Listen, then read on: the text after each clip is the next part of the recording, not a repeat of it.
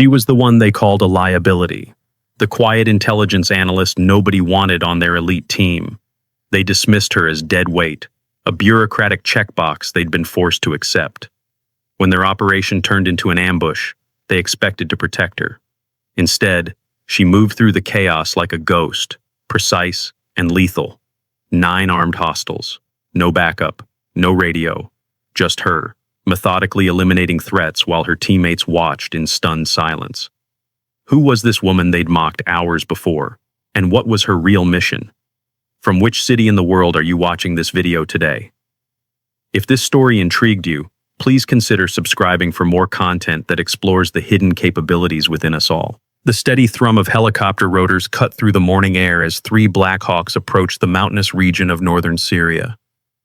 Inside the lead helicopter, Lieutenant Alara Verne sat silently, her slight frame nearly lost among the heavily equipped operators of Falcon Team.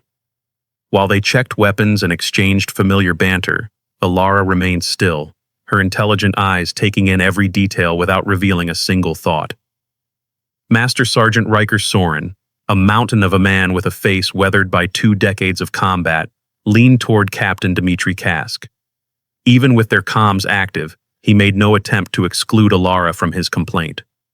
"Sir, with respect, why are we babysitting some intelligence analyst on a Tier 1 operation? We move faster alone." Captain Kask, whose stern features rarely displayed emotion beyond tactical focus, shot an irritated glance toward Alara. "Orders from command. They want integrated intelligence assessment or some bureaucratic nonsense. Just keep her alive and out of the way." Specialist Leif Harrow, whose lanky frame belied his reputation as the team's most lethal sniper, nudged Sergeant Nyala Oryx. 20 says she freezes at the first sign of contact. Nyala, the only woman on the combat team before Alara's arrival, adjusted her tactical vest with practiced efficiency. 40 says she needs extraction before we even reach the objective. If Alara heard them, she gave no indication. When the loadmaster handed out communications equipment, she accepted hers with quiet competence, checking frequencies with practiced fingers. But when gear was distributed, she received only a standard-issue sidearm, while the others carried customized primary weapons and full tactical loadouts. As Captain Kask briefed the final approach, Alara noticed a discrepancy in the satellite imagery. The northwestern approach he indicated would expose them to multiple elevated positions with clear lines of sight. She cleared her throat softly. "Captain, the eastern corridor provides better cover and fewer potential sniper positions." The team's conversation halted abruptly. Kask glanced at her as if surprised to discover she could speak, then turned back to his tablet. "We have our approach planned, Lieutenant. This isn't an academic exercise." The conversation resumed without acknowledging her input. In the back of the helicopter, Corporal Thale Meridian, the team's medic, finished organizing his kit and moved to sit beside Alara. Unlike the others, his expression held no contempt, just professional curiosity. "First deployment?" he asked, offering her extra magazines for her sidearm. "With Falcon Team, yes," she replied, accepting the ammunition with a nod of thanks. Thaley seemed about to ask something else when Riker barked from across the cabin. "Meridian, quit socializing with the pencil pusher and double-check the blood supplies." As the helicopters began their descent, Alara's gaze drifted to the compound below, a sprawling former hospital complex that intelligence had marked as cleared but potentially containing valuable intelligence materials. For a fraction of a second, her composed expression faltered, replaced by something harder to read, almost like recognition. A series of disconnected images flashed through her mind. Sterile white rooms, bodies moving through combat drills with mechanical precision, a shadowy figure leaning close to whisper, "Remember your protocol, stay invisible until you can't." Then her face settled back into its neutral mask as the helicopters touched down and Falcon Team moved out. The compound loomed before them, a concrete monolith against the harsh landscape. Captain Kask signaled the formation, deliberately placing Alara at the rear with Thale. The team moved with the synchronicity that came from countless operations together, flowing through the outer perimeter with weapons raised, clearing corners with practiced efficiency. Alara moved differently, her steps measured but somehow lighter than the others, her eyes constantly scanning not just for threats, but for details the team overlooked. At the main entrance, she paused, noting the faint marks on the dusty floor, too fresh to match the intelligence timeline of an abandoned facility. Movement pattern inconsistencies, she murmured, more to herself than anyone else. Thale glanced at her. What was that? Before she could respond, Cask's voice cut through the comms. Radio discipline, people. Vern, stay with Meridian and maintain rear security. The rest of us will clear to the objective. Inside, the building's corridors branched like arteries, dimly lit by emergency lighting that cast long shadows across crumbling plaster walls. The air carried the scent of antiseptic underlying the dust, as if the hospital's purpose clung to the space despite years of abandonment. As the team proceeded deeper, Alara's attention was drawn to a small, nearly imperceptible device mounted in a ceiling corner, then another near an air vent. Signal jammers, sophisticated and recently installed. Her hand instinctively moved toward her sidearm, her posture subtly shifting from alert observer to something more predatory. Thale noticed the change. First operation jitters? He asked quietly. Alara's response came in a measured tone that carried an authority absent in their earlier interactions. No. Wrong building, wrong intelligence, wrong everything. Ahead, Cask's voice came through the comms, excitement breaking through his professional detachment. We've got a room full of intel. Hard drives, documents, the works. Alara pressed her comm unit. Captain, be advised, I've identified signal jammers throughout the facility. This could be a setup. The response was immediate and dismissive. Vern, maintain your position and radio discipline. We've got this. Alara's eyes narrowed slightly. Too perfect. Too convenient. She began scanning for exits, counting steps to the nearest cover positions, mapping angles of fire in her mind. The first gunshot shattered the tense silence, followed immediately by a controlled burst from a different position. Comms erupted with shouted commands and position reports before cutting out completely as the jammers activated. Contact front, multiple hostiles. Cask's voice, then nothing but static. Thale immediately moved toward the sounds of gunfire, medical kit ready. Stay behind me, he called to Alara, but when he glanced back, she was already gone. The ambush had been meticulously planned. Hostiles emerged from hidden compartments and false walls, their movements suggesting professional training far beyond typical insurgents. They executed a perfect encirclement, cutting off retreat paths and isolating team members from each other. From his position pinned behind a reception desk, Cask could see Nyala dragging herself toward cover, blood streaming from a leg wound. Harrow had managed to reach a defensive position but was pinned down by concentrated fire from multiple angles. Riker was engaging 3 hostiles simultaneously, but even his formidable skills were being overwhelmed by superior numbers and positioning. Through the dust and gunfire, Cask caught a glimpse of movement so fast it seemed almost like a camera glitch, a shadow flowing between cover points with unnatural fluidity. At first, he dismissed it as stress-induced distortion, until one of the hostiles targeting Harrow suddenly dropped, throat opened by a strike he never saw coming. The hostile commander shouted in Arabic, his voice carrying a note of alarm that transcended language barriers. Find the woman! Priority target! Cask exchanged a bewildered look with Riker across the room. The woman? Alara? The analyst they'd been ordered to protect? Through the chaos of the firefight, fragmentary images emerged, a figure moving with liquid grace through billowing dust clouds, appearing behind enemies who never registered her presence until it was too late.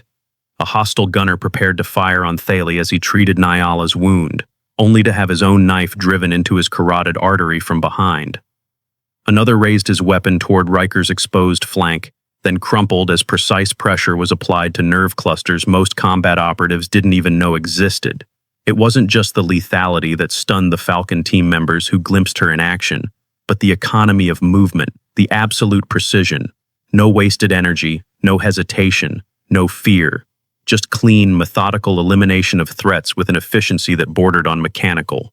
When a hostile with a grenade targeted the alcove where Thale worked desperately to stem Nyala's bleeding, Alara crossed open ground in a blur of movement, disarmed him with a technique none of them recognized, and used his own grenade to clear a flanking position where 3 more hostiles were preparing to breach from a side corridor. Cask found himself counting bodies, 1, 2, 3 down in the first 30 seconds. A 4th and 5th in rapid succession near what had been their planned exit route, a 6th who never even managed to bring his weapon to bear. 7 and 8 in the side corridor caught in the diverted grenade blast. By the time reinforcements would arrive, the outcome was already determined. Riker, separated from the others, found himself cornered by the 9th and final hostile, a blade pressed against his throat. The man hissed something in Arabic, his attention focused on the door where he expected more Americans to appear.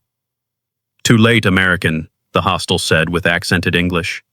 From behind them both came a voice responding in flawless Arabic, each word precisely pronounced with native fluency. Alara stood less than 2 meters away, her posture relaxed but her eyes coldly analytical. "I'm not American," she replied in Arabic. "Not originally." What happened next occurred too quickly for Riker to fully process.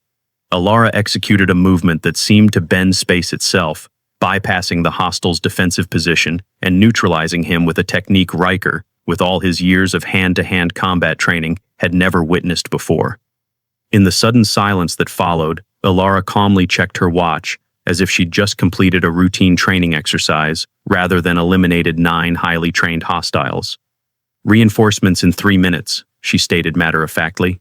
"We should secure the perimeter." The Falcon team members who remained standing could only stare at her, blood-spattered and composed, as the woman they had dismissed as a liability hours earlier methodically checked the bodies to confirm kills before moving to assist Thalie with Nyala's wound. The transformation had been instantaneous, triggered by some internal switch Alara had kept carefully hidden beneath her unassuming exterior. One moment she was the quiet analyst they had been ordered to protect. The next she moved with lethal precision through the chaos of the ambush like a predator in its natural environment. From his position behind a damaged reception counter, Captain Kask watched in disbelief as Alara systematically eliminated threats with a level of skill that far exceeded anyone on his elite team. Her movements held none of the telltale signatures of standard military combat training, nothing that aligned with any known special forces doctrine. This was something else entirely, something engineered rather than taught. Through the swirling dust and intermittent gunfire, Kask saw her approach a hostile who had taken cover behind a collapsed section of ceiling. The man never registered her presence until she was already upon him, dispatching him with such swift efficiency that Kask almost missed the moment of contact. There was no hesitation in her movements, no emotional response to taking a life, just the cold calculation of a machine executing its programming. Across the room, Specialist Harrow found himself pinned down by concentrated fire from 2 shooters who had established an effective crossfire. His position deteriorated with each passing second as they methodically chipped away at his cover. Just as he prepared to make a desperate move, the firing from his left abruptly ceased. Risking a glance, he saw one of his attackers slumped forward, a combat knife buried at the base of his skull with surgical precision. Before he could process this development, a shadow detached itself from the wall behind the second shooter. Alara moved without sound, redirecting the hostile's weapon as he fired, using his own momentum to unbalance him before delivering a strike to his throat that collapsed his windpipe. The entire sequence took less than 3 seconds, executed with an economy of movement that spoke of thousands of repetitions performed until each motion became instinctual. Harrow locked eyes with Alara across the debris-strewn space. The woman staring back at him bore little resemblance to the analyst they had mocked earlier that day. Her gaze was calculating, assessing, devoid of the fear or adrenaline-fueled intensity typical in combat situations. She nodded once, a gesture so minimal it barely qualified as acknowledgement, before melting back into the shadows to continue her methodical hunt. On the other side of the complex, Master Sergeant Riker found himself engaged with 3 hostiles who had him effectively cornered. A veteran of multiple combat tours, Riker was far from helpless, but even his considerable skills were being stretched to their limits. He had managed to neutralize one attacker, but remained dangerously exposed to the others, who were coordinating their movements with professional discipline. The sudden appearance of Alara behind his attackers caught Riker completely off guard. She moved through their defensive formation like water finding the path of least resistance, seeming to anticipate their reactions before they occurred. When one hostile attempted to bring his weapon to bear, Alara was already inside his guard, redirecting the barrel away from Riker while simultaneously using her momentum to drive her elbow into the second man's solar plexus with enough force to rupture internal organs. As both men collapsed, Riker could only stare in stunned silence. The woman he had dismissed as a burden hours earlier had just saved his life with combat skills that defied explanation. In another section of the compound, Corporal Thalie Meridian worked frantically to stabilize Sergeant Nyala Oryx, whose leg wound had resulted in significant blood loss. Focused entirely on his patient, Thaley failed to notice the hostile approaching their position until a shadow fell across Nyala's face. Looking up, he expected to find himself staring down the barrel of a weapon. Instead, he saw Alara standing protectively over them, blood spattered across her tactical gear, her expression unnervingly calm. "We need to move," she stated, her tone matter-of-fact. "This position is compromised." Before Thaley could respond, Alara's attention shifted to something beyond his field of vision. Her reaction was immediate, crossing the space between them and the new threat with inhuman speed. A hostile armed with a grenade had entered the far end of the corridor, his target clearly the vulnerable medic and wounded operator. What happened next would feature prominently in Thaley's nightmares for months to come. Alara intercepted the hostile with a flying tackle that should have been suicidal given the grenade. Instead, in mid-collision, she somehow gained control of both the man and his weapon, redirecting the grenade as she pulled the pin and rolled away. The resulting explosion collapsed a section of wall, burying 3 additional hostiles who had been using it as a concealed approach. "Alternate exit through the east corridor," Alara instructed as she returned to them, helping Thaley lift Nyala. 17 meters to defensible position with clear lines of sight. Thaley found himself automatically obeying, too shocked to question how this intelligence analyst possessed such intimate knowledge of tactical positioning or combat medicine as she quickly checked Nyala's wound and made a field adjustment to his pressure bandage that immediately slowed the bleeding. As they moved through the wreckage, Nyala regained consciousness long enough to register who was assisting them. Her eyes widened in confusion. "Vern? What the actual heaven is happening?" Alara's response was cryptic. "Contingency protocol. Focus on staying conscious, Sergeant." Throughout the compound, similar scenes played out as Alara systematically created extraction paths for the separated team members, prioritizing threats with a tactical awareness that suggested she could somehow visualize the entire battlefield at once. She appeared wherever the danger was greatest, neutralizing hostiles with methods that varied from conventional to completely unorthodox, adapting her approach to each unique situation with fluid creativity. When a hostile sniper established a position that threatened their regrouping efforts, Alara disappeared for 27 seconds before the threat was eliminated. No gunshot was heard, no alarm was raised. The sniper was simply there one moment and gone the next, his rifle left behind as silent testimony to Alara's efficiency. By the time 8 of the 9 hostiles had been neutralized, the remaining Falcon team members had regrouped near their planned extraction point. Only Riker remained unaccounted for, separated during the initial confusion of the ambush. Captain Kask was about to organize a search when Alara's voice came through their partially restored comms. "Sergeant Riker is cornered in the west wing, 2nd floor, 1 remaining hostile." Before Kask could issue orders, she had already disappeared again, moving with such speed and purpose that attempting to stop her seemed futile. The final confrontation occurred in what had once been a surgical suite, now reduced to rubble and shadows. Riker found himself backed against a wall, a combat knife pressed against his throat by a hostile commander who clearly recognized the value of a prisoner. The man's attention was focused on the doorway, anticipating reinforcements that would walk into his trap.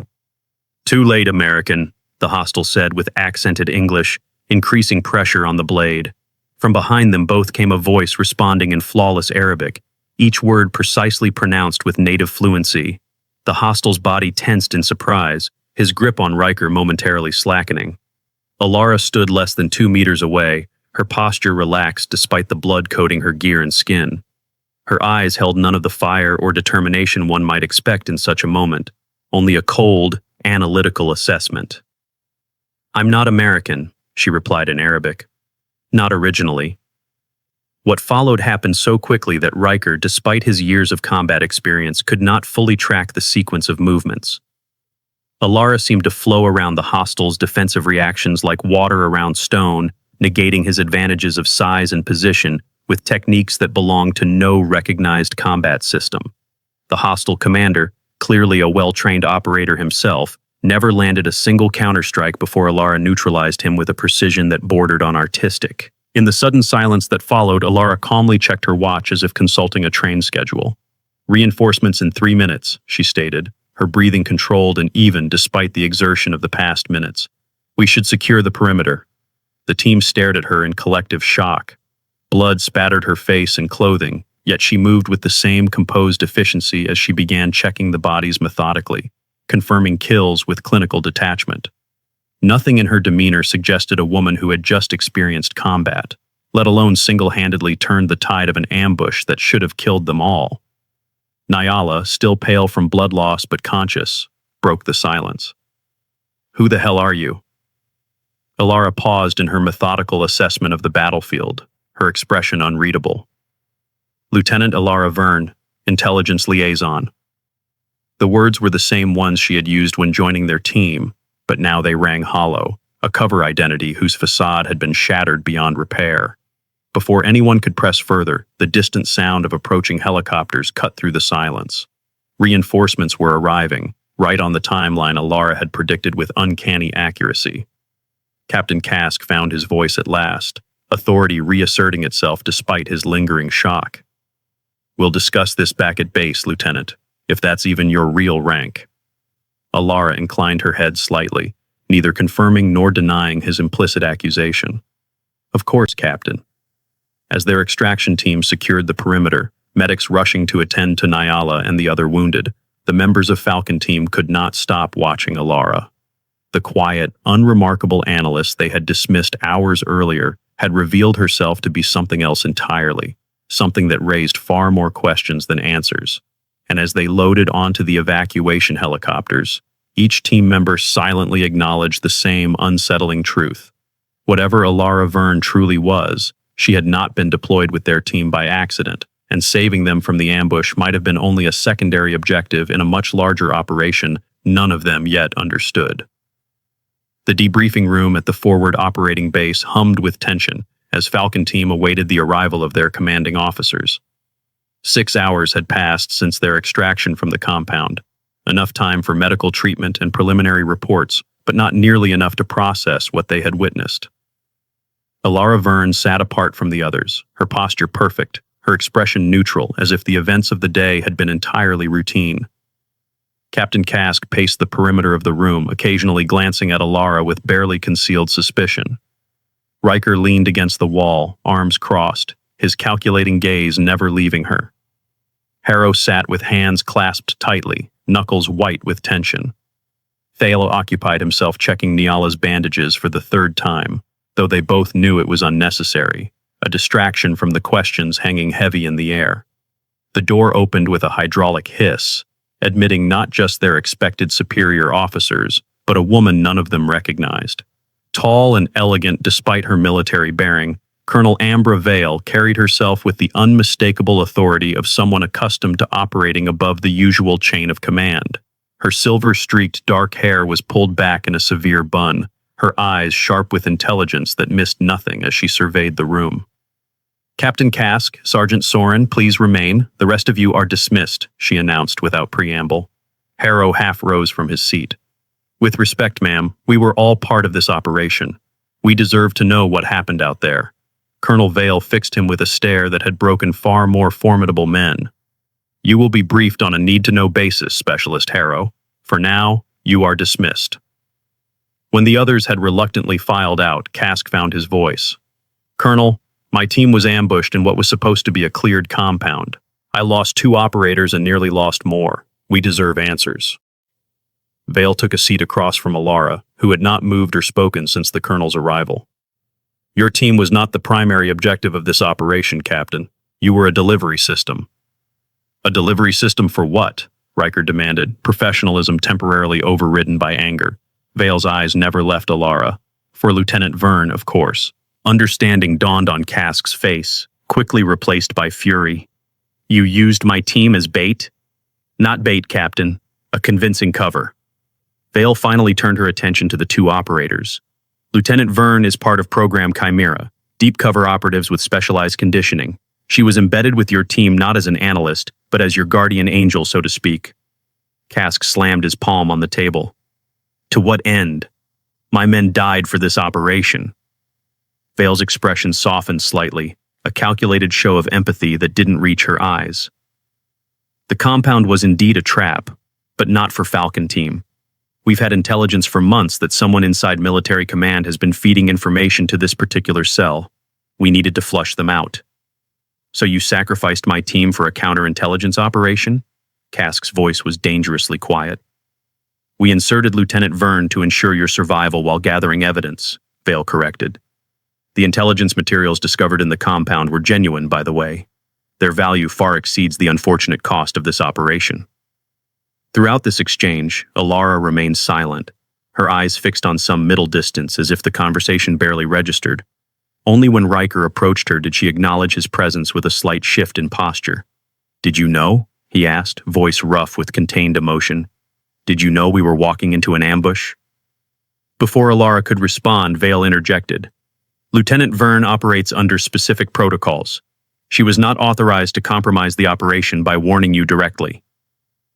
Cask stared at Alara with new understanding. That's why you tried to redirect our approach.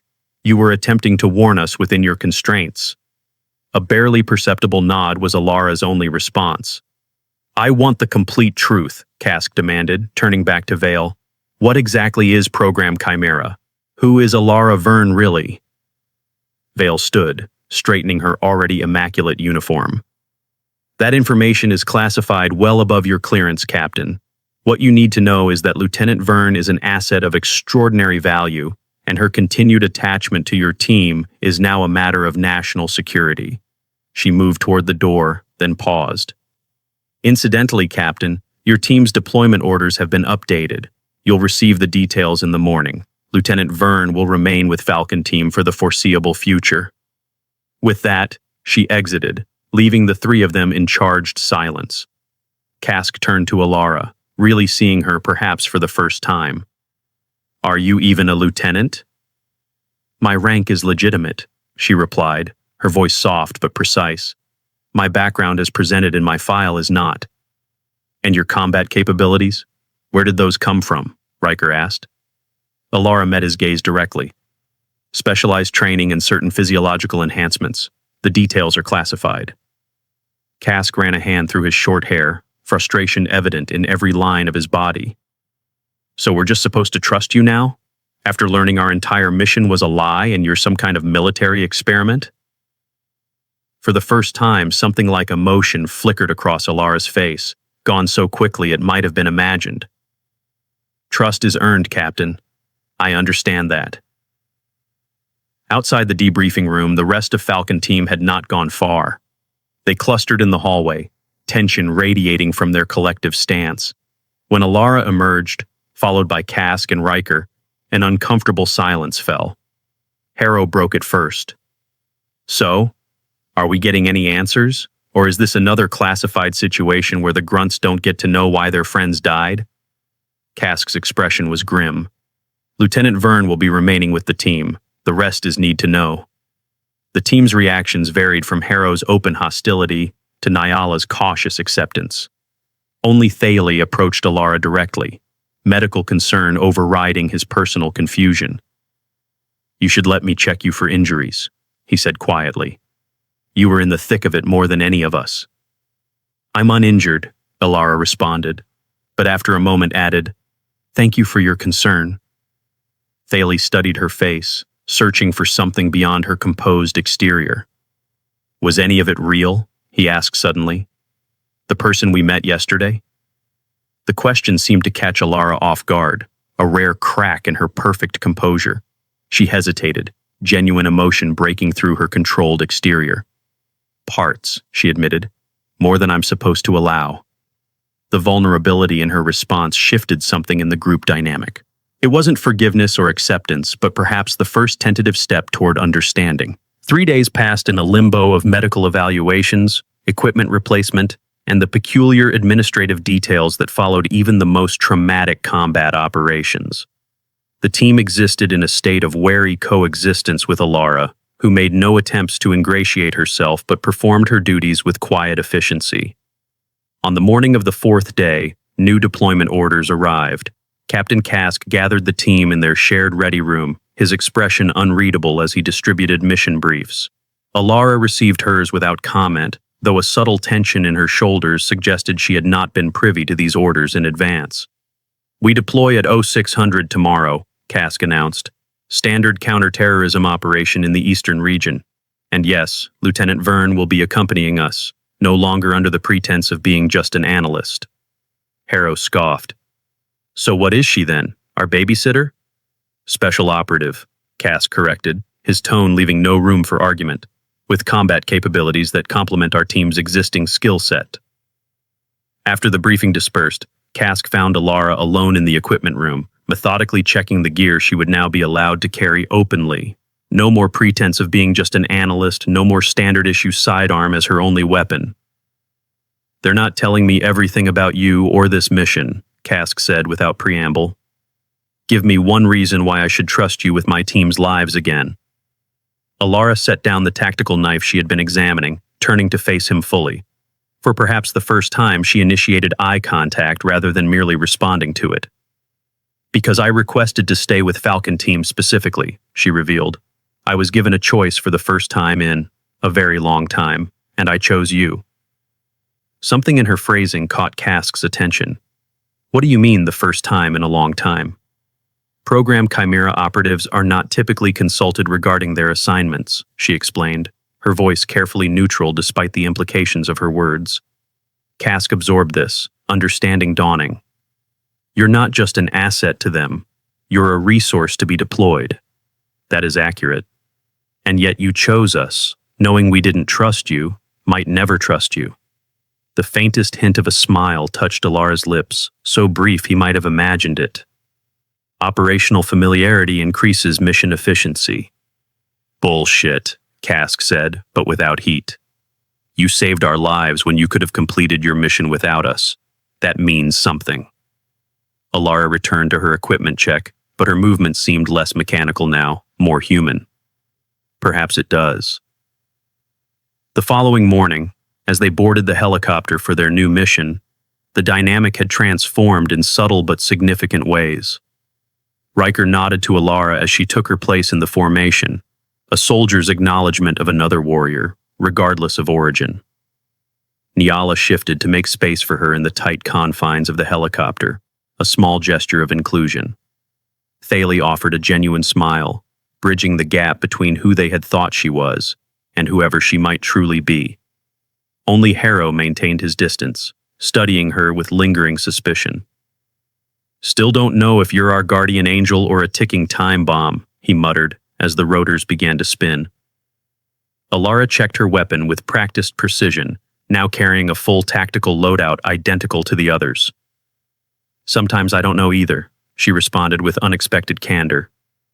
As the helicopter lifted off, Alara gazed out at the horizon, her reflection fractured in the scratched plexiglass window.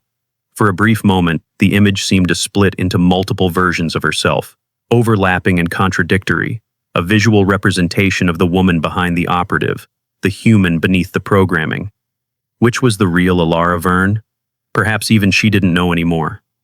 But as she turned back to face her team, there was something different in her eyes, something more present and engaged than the analytical detachment they had first encountered. Whatever Alara Verne truly was, whatever her original purpose might have been, she had made a choice.